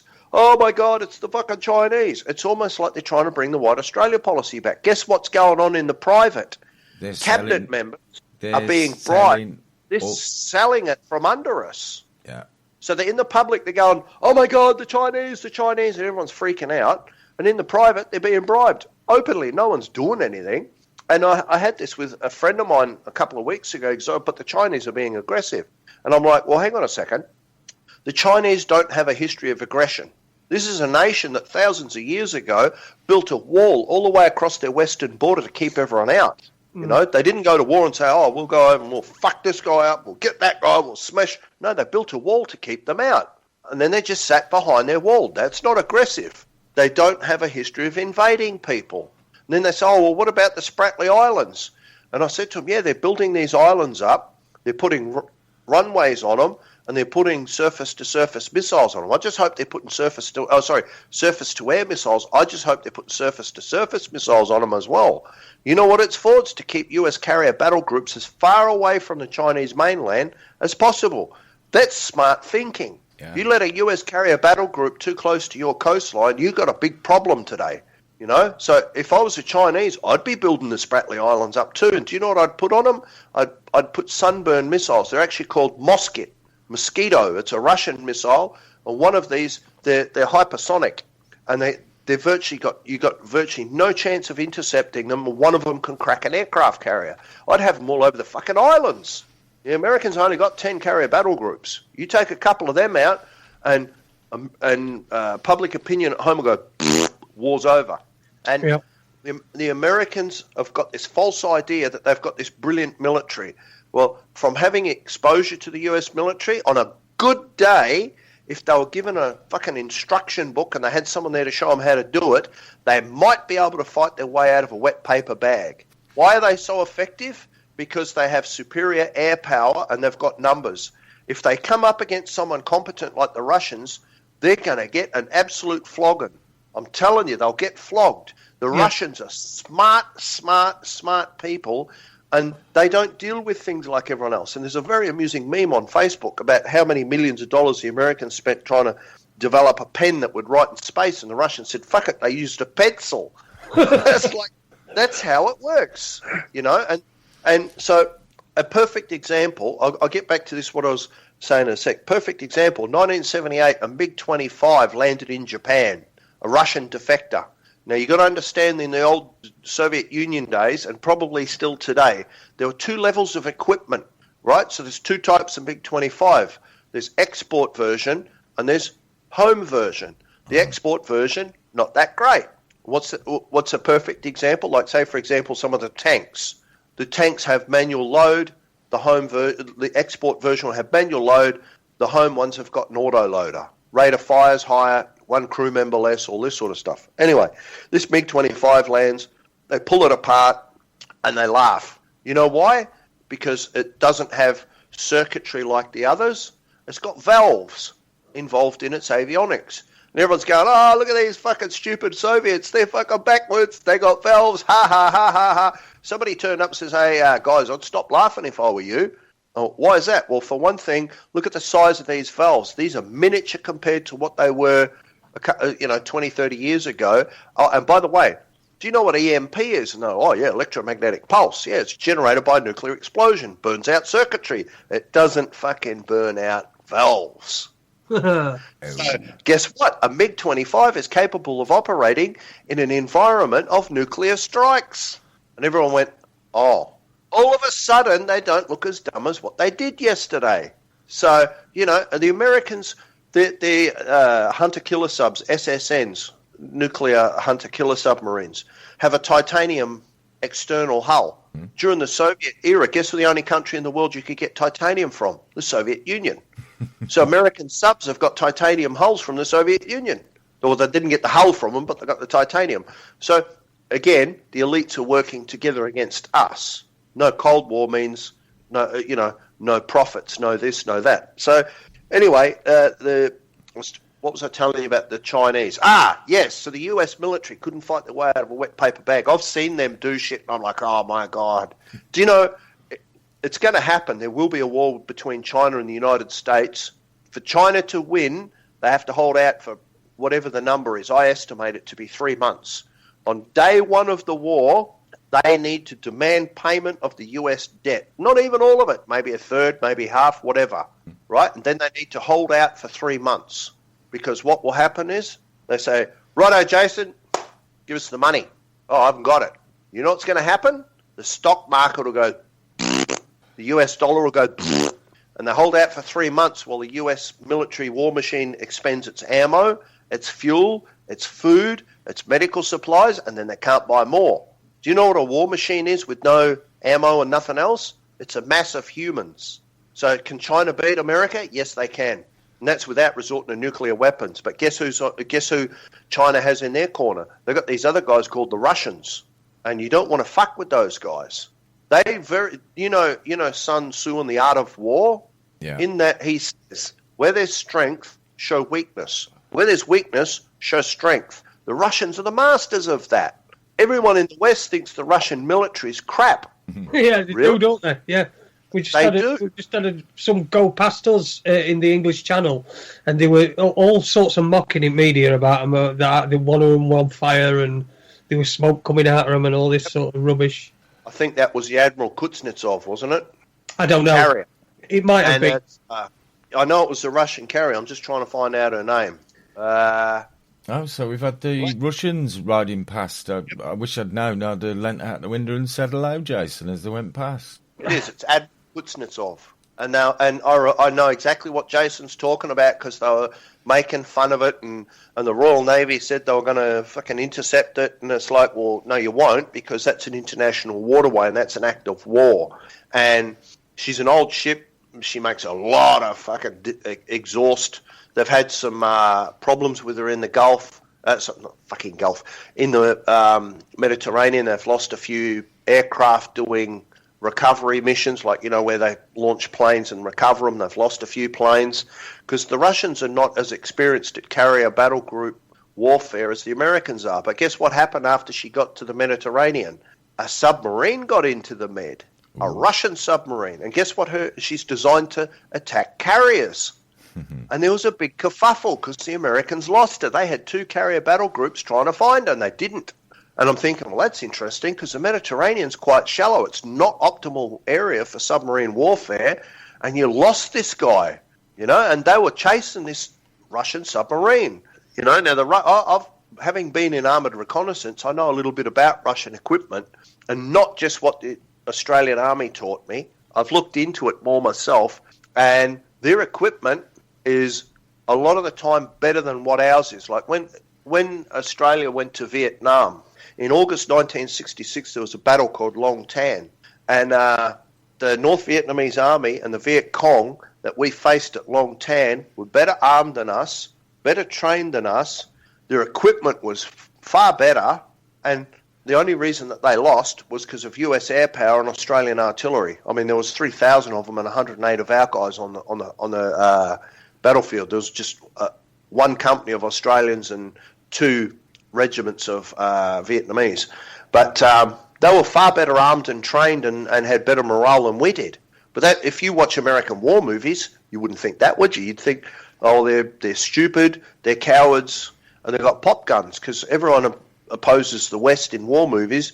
They're stupid, can't shoot straight, and they've got nothing. I always used to think when watching World War II films, if the Germans were as hopeless as they are in the movies, how the fuck did they kick the British and French off of the continent? You know? So it's just, people got this idea from movies how wars are and what weapons do and all this sort of stuff, and it's like, well, fucking, yeah, maybe you should go out and it's harder in Australia and the UK than it is in America to go out and do some shooting, but, you know, it's very, very different in reality. But, hey, don't let Hollywood upset you. They've got their own agenda. Well, we were talking earlier about this flu thing that's going on, and the thing that was going off in Sydney and Melbourne. But a guy who we've had on the show a few times today has been posting about he's been to Newton Abbot in Devon, I think it is, and photographs of the sky with a very, very distinct grid pattern across the sky. And I wonder what that'd be, Andy. And he's saying it's very scary how many people were coughing in the shops today. Yeah, well, there were reports, and I don't know whether it's accurate or not because I didn't see it. There were reports that the sky was like that in Melbourne before this thunderstorm asthma, so I don't know. Mm-hmm. I had an interesting thing was brought up with a friend yesterday, an interesting subject. On the subject of what they're spraying in the sky, perhaps time for a different approach, because we're getting nowhere with this chemtrails business and everyone's saying, oh, it's just vapor trails and all that shit. Well, why did the director of the CIA come out and talk about it? How about if we approached it from the angle of pollution? Because we know they're spraying all kinds of crap in the air, and not just it's not just water vapor, is it? No. Why did the director of the CIA come out not that long ago talking about geoengineering? If chemtrails is a conspiracy that doesn't happen, what was he talking about? Mm-hmm. Well, there's you think he'd know? He's the fucking director of the CIA. You think he'd know, wouldn't you? Mm-hmm. If you go into the centre of Oxford, there's a building in the university area of Oxford that's occupied by this one particular organisation. I can't remember the name of them now, but they've got a website telling you exactly what they do, and it's all about geoengineering. So, well, most of what the elites do, they tell you about it. Mm-hmm. They might not tell you plain, but they do advise us ahead of time what they're going to do to us. They might put it in a cryptic manner, but they generally tell us ahead of time. It might, like people have seen this card game that had planes crashing into the World Trade Center 20 years before the event. There's all sorts of things out there, and you go, oh, look at this. They generally tell us ahead of time. Why? I don't know, but, you know, they do tell you stuff. But perhaps it's conditioning. It's to get people to accept it when it happens. I don't know. I mean, it's or perhaps there's some universal law where you have to get people's consent for things, and that's the way that they do it. They see that if nobody, they just make people conditioned to accept things. That's a good possibility. I don't know what the answer is, but the two things you said are the most likely. It might be both at the same time. But, you know, it's just there's all sorts of crazy shit going on left, right and centre. And one of the things that we face trying to tell people things, and the reason they don't want to know is because it's too scary. I mean, imagine when you first found out what's going on in the world, and it was like in a metaphorical sense, it was like a gigantic punch to the gut. Yeah. And people don't want to face that. I mean, imagine someone living in England. What if the British government actually is your enemy? Oh my God, oh my God. You see what I mean? It's a scary prospect. Mm-hmm. I mean, how someone living in England does not realise that, I don't know. How much more do they have to do to you guys before you get it? I still see people on Facebook carrying on about, oh, look, fucking the flag's going up the flagpole and they're fucking singing God Save the Queen and all this sort of stuff. And I'm like, well, okay, I'm not into all that shit. they don't give a shit about us. We are nothing more than useless eaters. That's the term they've got for us, apparently. So, some people don't like me saying it, but I'm here to tell the truth. I'm not here to tell you what you want to hear. Well, Rob, I've got this theory that that we're kept in people in general are kept in like an adolescent state, and they're not allowed to, because of things that are put in place, like political correctness, things like that. They're not allowed to grow any further than an adolescent stage where.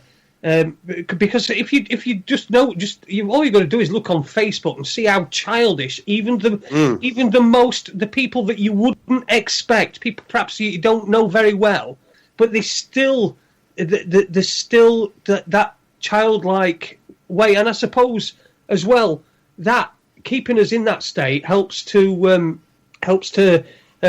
keep us all at each other and arguing, like children. I think that's. People, if we all grew up, we might get somewhere. But it's just people, like you said, they're burying their head in the sand. A lot of people don't want to know. They don't want to know. Yeah, no, that's a very, very valid point. And people are behaving like children. And I've said that to them quite a lot. Come on, grow the fuck up, man. If you're going to say you're an adult, act like one. And all this about safe spaces and trigger and all that, it's like. Fuck, if you can't hand words, man, I got bad news for you. You get out of university into the real world, you're going to die. And no one's going to have to shoot you. The words, you're going to fucking die. It's like, you look at it, the population are getting weaker and weaker. And every time they have one of these big wars and conscription comes in, who do they conscript? The fittest and the most able in a physical sense. So the ones who aren't the fittest in that stay home and continue the gene pool. And just for anyone who's in the UK at this moment, by the way, you should know this, £50 million budget for army cadets. It's gone, or not just army cadets, but military cadets, Navy, Air Force, Army cadets. Spending's gone through the roof. Discussion in your commons on conscription being reintroduced. If you guys aren't scared, you should be, because these are two signs that the military is going to be expanded in an emergency somewhere soon. And you can tell what the emergency is. It's the same old thing, flying lead. Yeah. So if they know that ahead of time, you should ask yourself, how do they know that ahead of time? Yeah, of course. You always got to ask that question. We've got a good one here from Mithrin in the chat room, and it kind of ties in with what we're just talking about. Mithrin says, does the guest think anyone else is going to wake up, or are we it? I don't know, because I don't know what the plan is. The question is, what are we doing here? I think Earth is a training planet.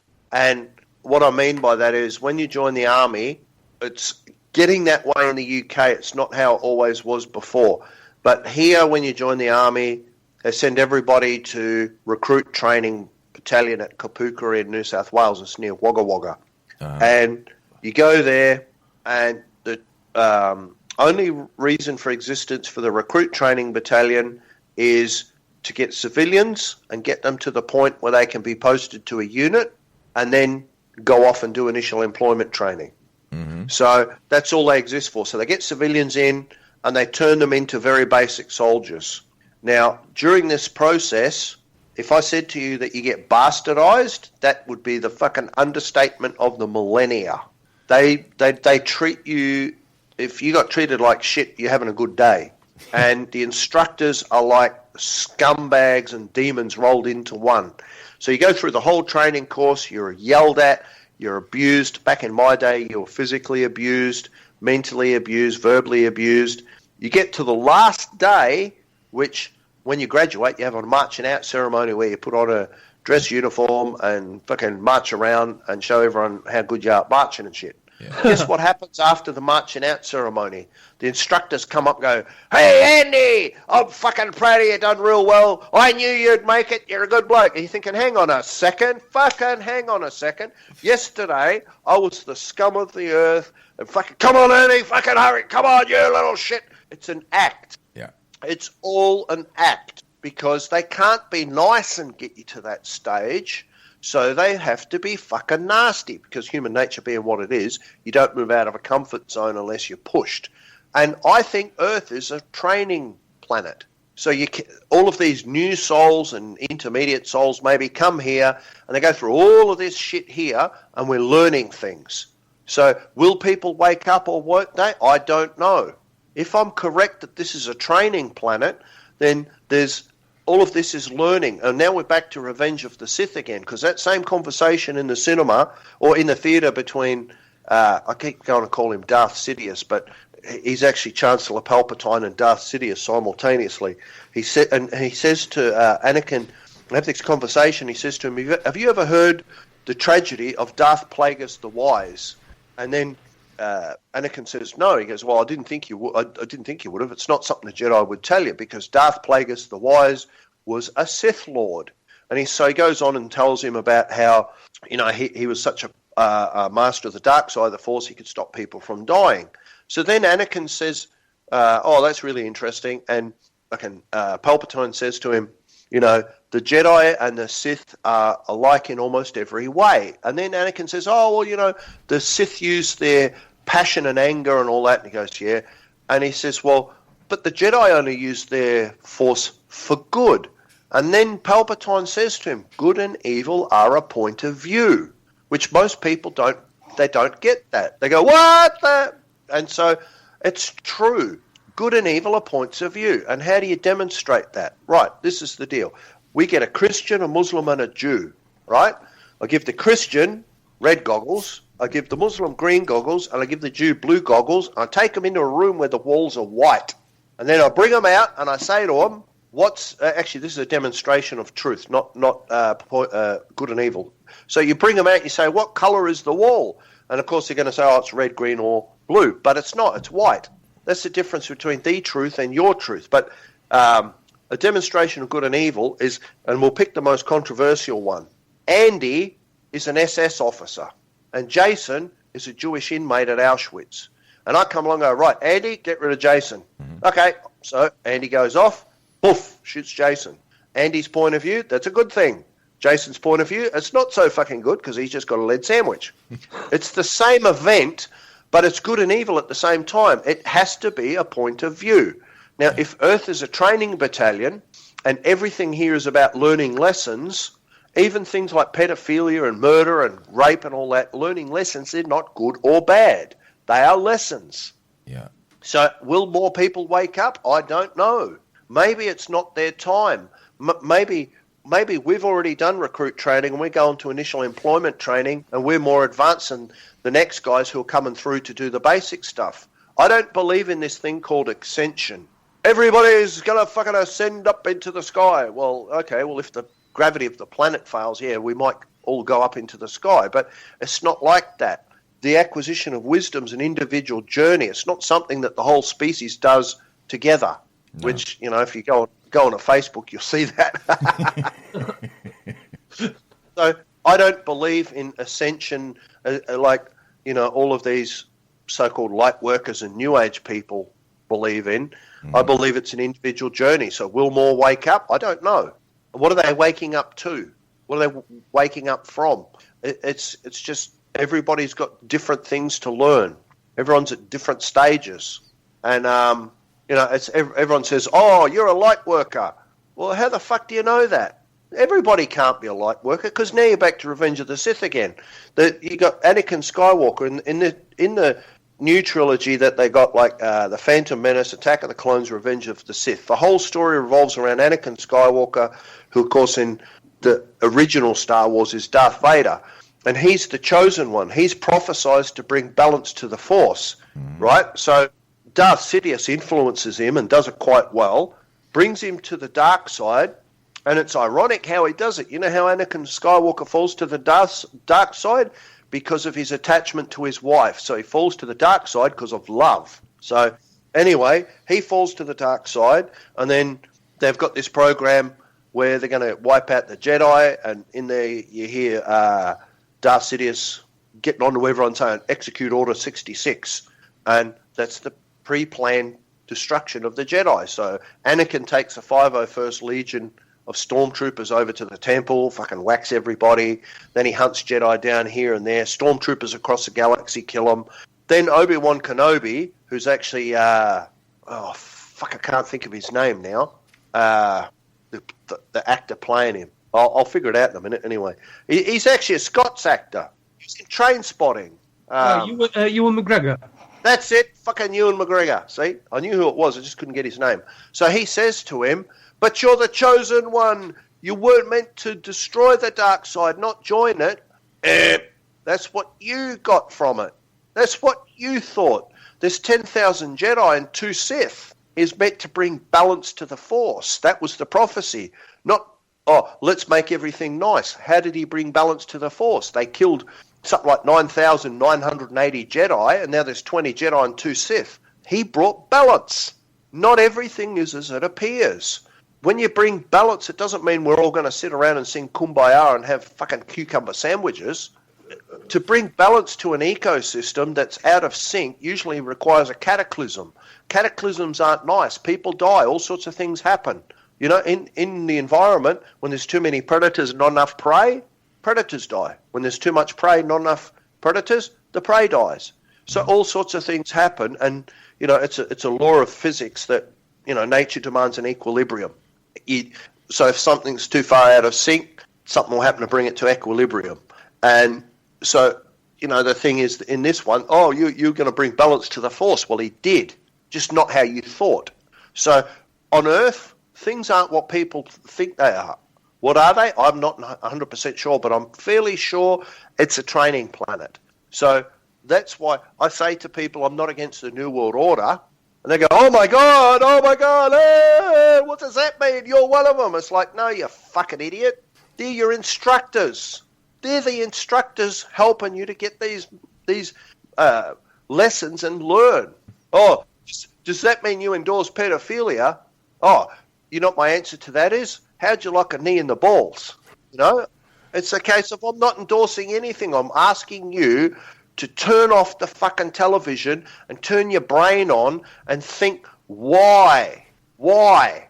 That's the best question you'll ever fucking start asking is why.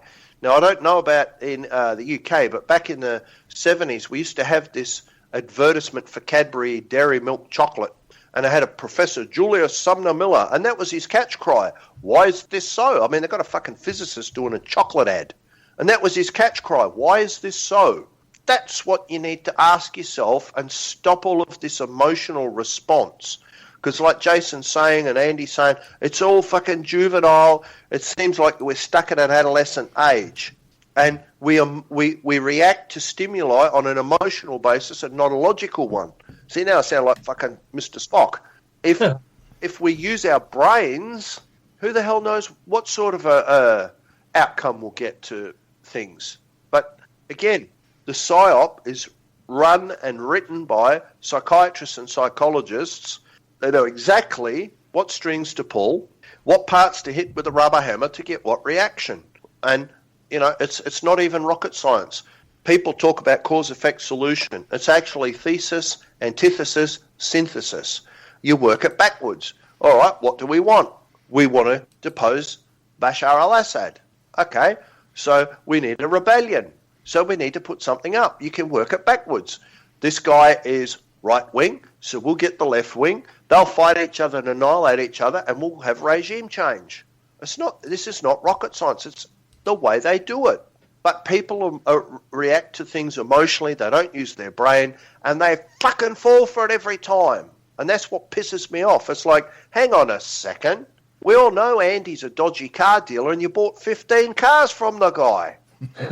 And, Obi-Wan Kenobi in the fucking first Star Wars, A New Hope, he says, who's the more foolish, the fool or the fool who follows him?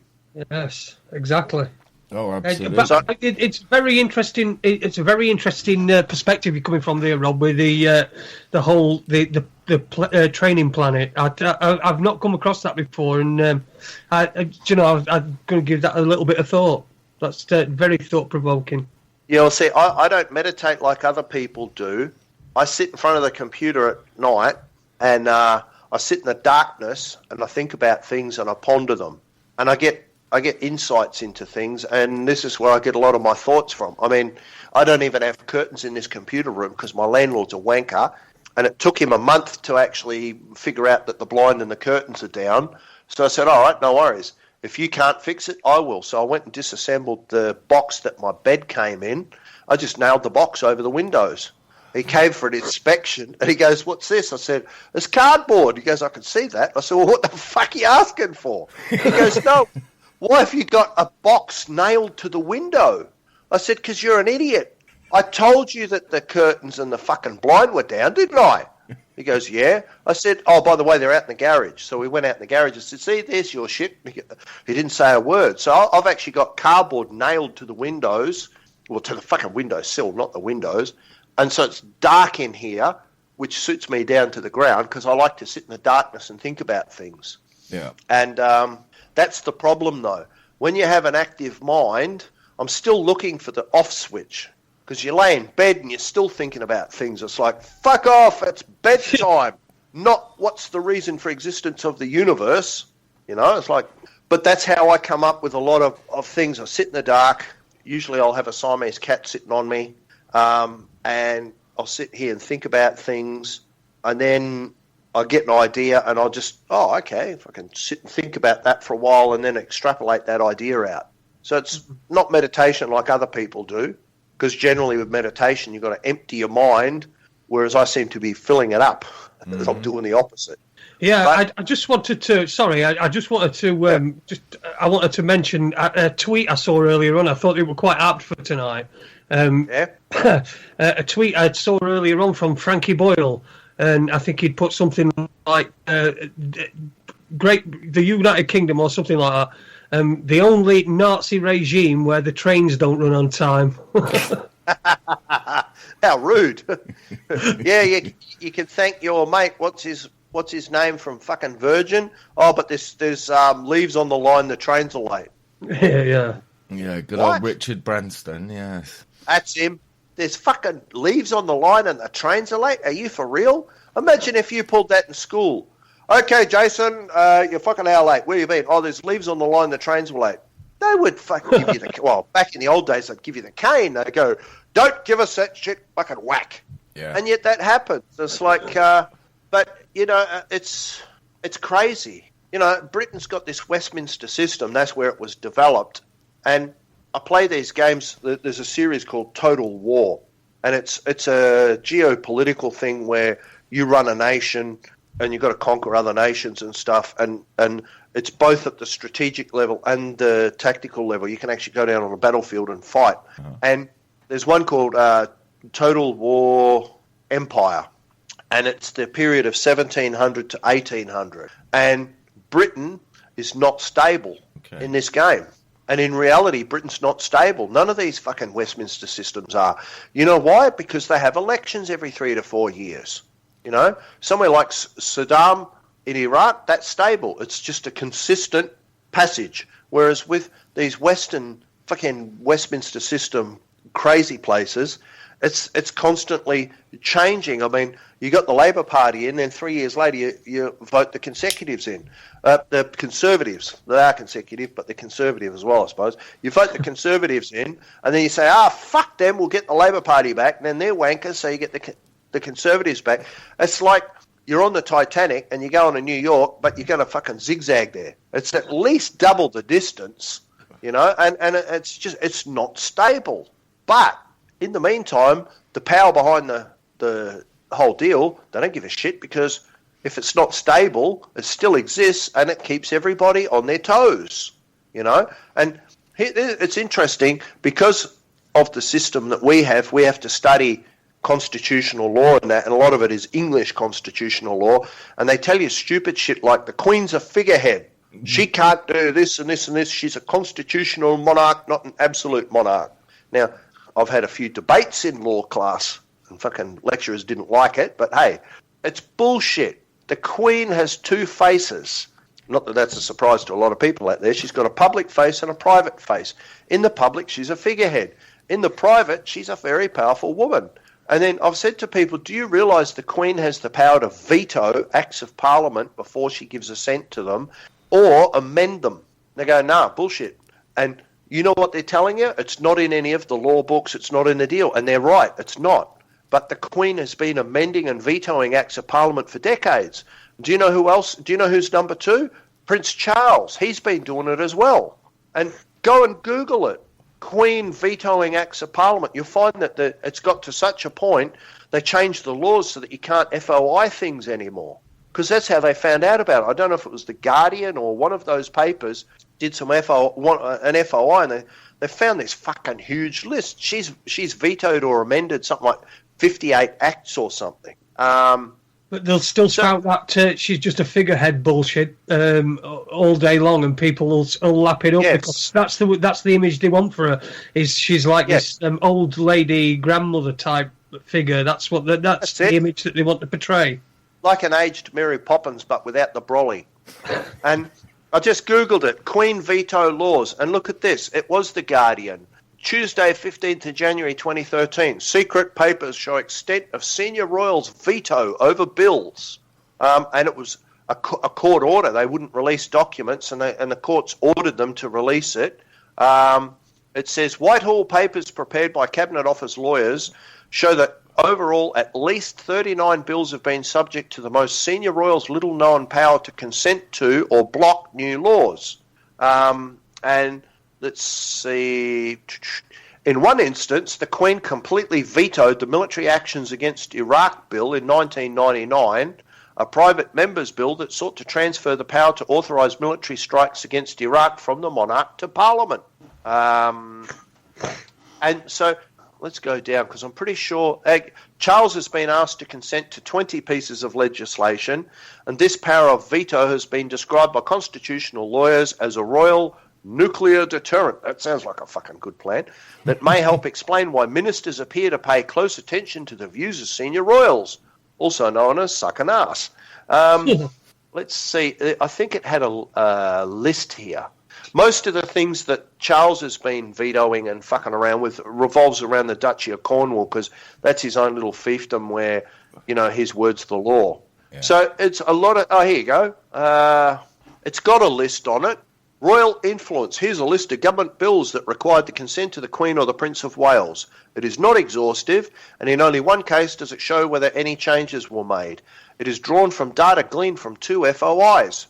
The Queen, Agriculture Miscellaneous Provisions Bill 1962, Housing Act 1996, Rating Valuation Act 99, Military Actions Against Iraq 1999, Consent Not Signified, she vetoed it, Pollution Prevention and Control Bill 99, High Hedges Bills 2001 and 2002, European Union Bill 2004, Civil Partnership Act 2004, Higher Education Act 2004, National Insurance Contributions and Statutory Payments Act 2004, Identity Cards Bill 2004, and it goes on for about another 7 or 8. Prince Charles has got Conveyancing and Feudal Reform, Scotland Act 1970, Land Registration, Scotland 1979, Pilotage Bill 87, Merchant Shipping and Maritime Security Act 97, House of Lords Act 99, and that goes on for about another dozen. So it's quite interesting, because that is not what they teach you in law school. They'll flat out deny it, and yet this is from the court had to enforce those FOIs. They refused to answer, and the court had to enforce it. So the United Kingdom is unstable because there's a consistent shuffling of people through 10 Downing Street, but the system is not designed for that. It's designed so that the elites are on the drip feed, and they're milking you and me and all the other poor bastards in the colonies. So it's just, things are not what they appear to be, which is why I say to you, I don't know whether people will wake up or they won't, because I haven't yet determined what's going on. And if I don't know what's going on yet, I can't determine what a potential outcome could be. But I do know one thing, there's a cataclysm coming and a lot of people are going to die. How's that for you? Yeah, well, that's a good prediction for 2017 to start off as any. Not as positive as we might have liked, but I suppose beggars can't be choosers. Have you got anything positive you can see coming along this year, Rob, before we close? Possibly a potential end to the conflict in Syria before it escalates. Mm-hmm. Like the insurgents will probably be defeated militarily out on the battlefield. but it will escalate from there, I think. Well, it's been great talking to you, Rob, and I know you've got an appointment that you've got to meet, so I don't want to keep you hanging on too long, but I do hope you'll come back to and have a chat with us sometime in the future when time allows. Sure. Okay. I'd like to wish you an absolutely fabulous 2017, Rob, and I hope that everything you're searching for comes within your grasp, and the same for all our listeners. Thanks for bearing with us for this 100 shows. That's it, 100. We've done 100, Jason. Oh my days. Yeah, cheers, Rob. I just want to say as well, it's been great speaking to you, and I'm surprised I've not come across you before. And tomorrow night on Autonomous Media will be another great show from the one and only Dr. Rock. So Dr. Rock's radio show tomorrow night, 9 o'clock. So we'll be back next week when we'll be joined by Roger Landry. So that'll be interesting. There's a guy who's not quiet about giving his opinions as well. So it'll be another interesting one next week. So thanks, Rob. Thanks, Jason. And thanks, everyone, for listening. And we'll play out with one from our Keno this time, because we haven't heard from Keno lately. So here's War from Bedrock.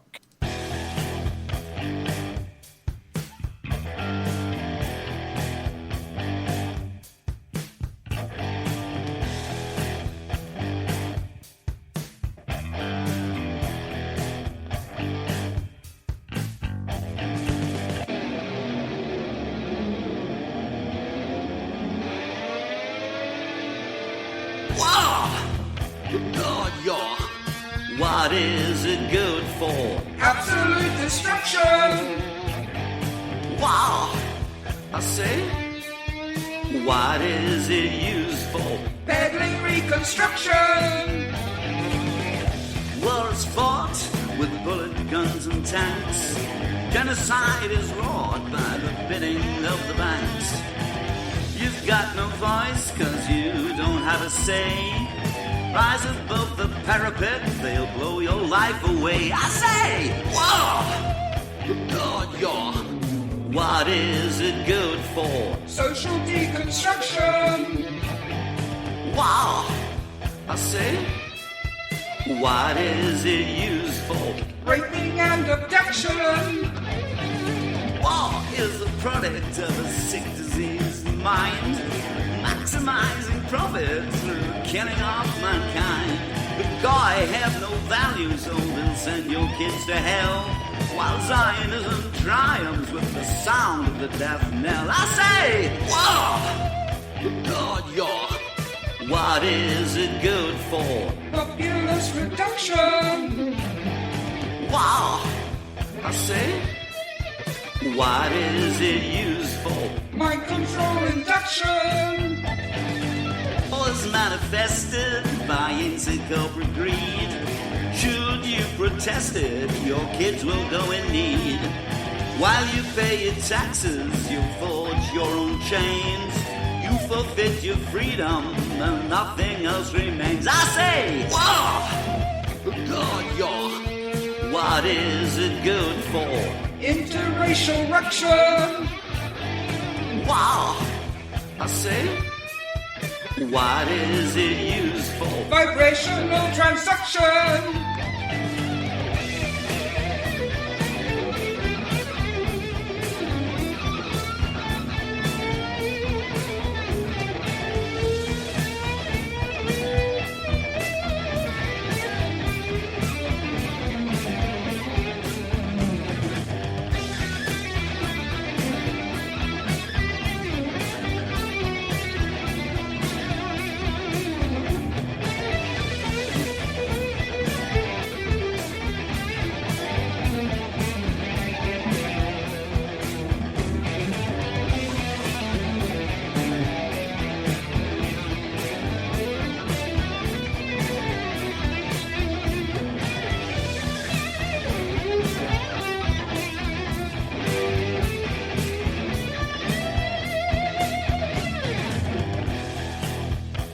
If you're a citizen of the EU, you are entitled to your nose clean and do as you're told. Pay your bills without question. Pay for the privilege of being alive. Give your kids to the state. You know it's good for them. Give all your money to the rich. They know what's best for you. Stand by as your community crumbles. Watch TV and eat shit. Catch a terminal disease and die young. And, above all else, Don't mention the war!